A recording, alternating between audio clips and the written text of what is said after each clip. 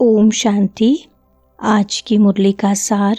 मीठे बच्चे, एकांत में बैठ अपने साथ बातें करो। हम अविनाशी आत्मा हैं, बाप से सुनते हैं, यह प्रैक्टिस करो। प्रश्न है, जो बच्चे याद में अलबेले हैं उनके मुख से कौन से बोल निकलते हैं? उत्तर है, वह कहते हैं हम शिव बाबा के बच्चे हैं ही, याद में ही हैं, लेकिन बाबा कहते वह सब गपोड़े हैं, अलबेलापन है, इसमें तो पुरुषार्थ करना है। सवेरे उठ अपने को आत्मा समझ बैठ जाना है, रूहयान करनी है। आत्मा ही बातचीत करती है। अभी तुम देही अभिमानी बनते हो। देही अभिमानी बच्चे ही याद का चार्ट रखेंगे, सिर्फ ज्ञान की लबार नहीं लगाएंगे। सुनते हैं मुख्य पॉइंट्स। पहली पॉइंट, मुखड़ा देख ले प्राणी। प्राण आत्मा को कहा जाता है। यह गीत तो भक्ति मार्ग के हैं, यह तो सिर्फ इनका सार समझाया जाता है। हम आत्मा इस सारे नाटक के एक्टर्स हैं।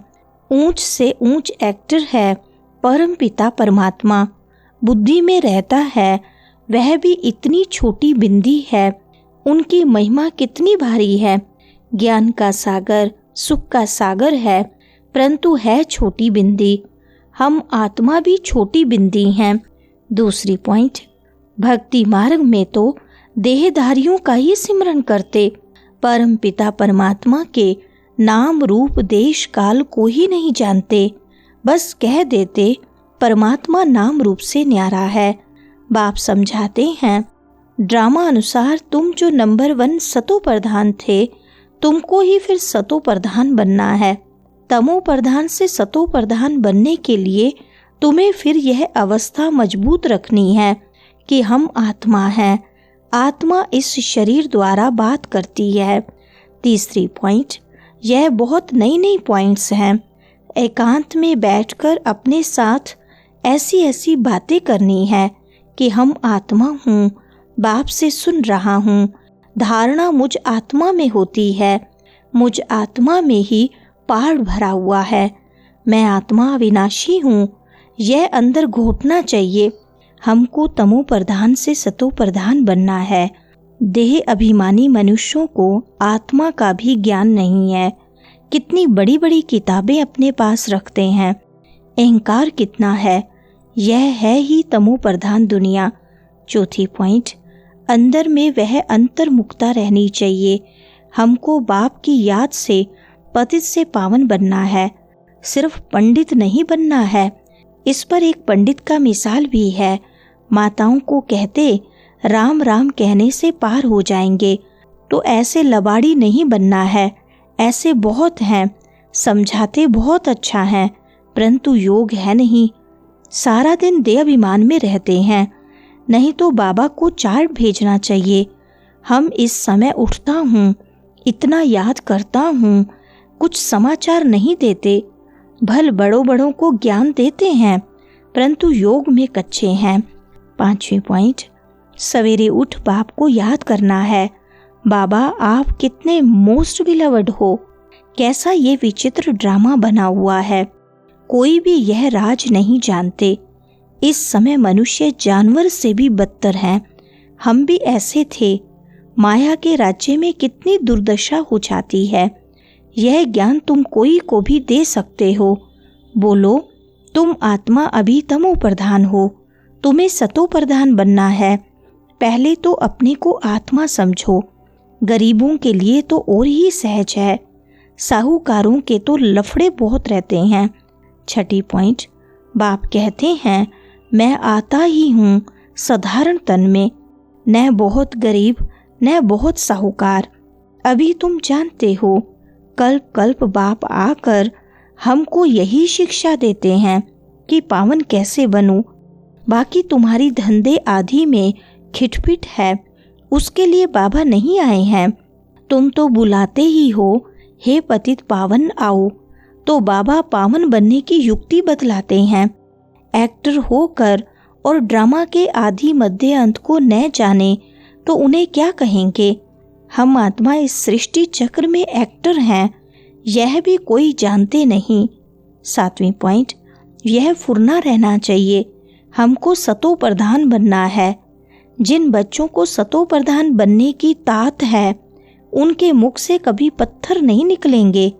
कोई भूल हुई तो झट बाप को रिपोर्ट करेंगे, बाबा हमसे यह भूल हुई, क्षमा करना, छिपाएंगे नहीं। छिपाने से वह और ही वृद्धि को पाती है। बाबा को समाचार देते रहो, बाबा लिख देंगे तुम्हारा योग ठीक नहीं।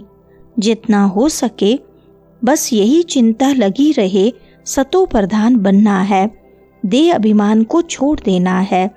8वीं पॉइंट, तुम हो राज ऋषि, हठ योगी कभी राजयोग सिखला न सकें। राजयोग बाप ही सिखलाते हैं, ज्ञान भी बाप ही देते हैं।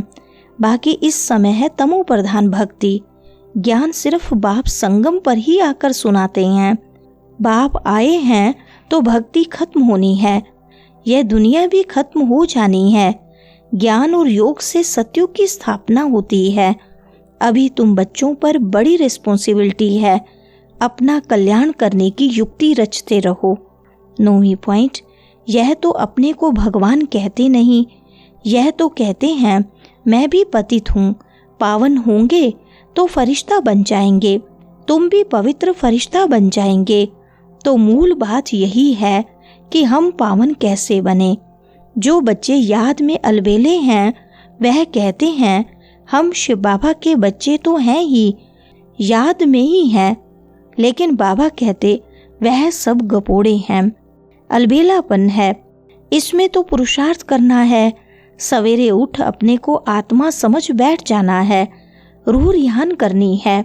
10वीं पॉइंट, अब बाप ने समझाया है, अकाल तो आत्मा है, उनका यह तख्त है। आत्मा अविनाशी है, काल कभी खाता नहीं।